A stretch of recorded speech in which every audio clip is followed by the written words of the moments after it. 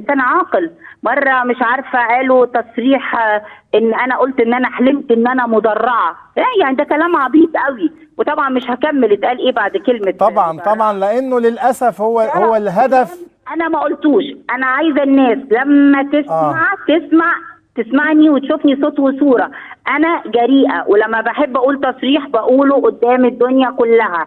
ما ياخدوش حاجه اتكتبت، اي حاجه اتكتبت انا لا اعترف بيها، لكن لما تشوفني بتكلم في حاجه صوت وصوره او تسمع صوتي زي مع حضرتك دلوقتي، هو ده اللي تكلمني عليه واللي انا اناقشك فيه واللي انا ساعتها ارد، لان ده فعلا كلامي. لكن لما بلاقي حاجات عبطات، ومره تانية قالوا برضو تصريح على لساني، مش عارفه اللي يروح يقتل امير داعش الهام شاهين هتتجوزه، ايه العبط ده؟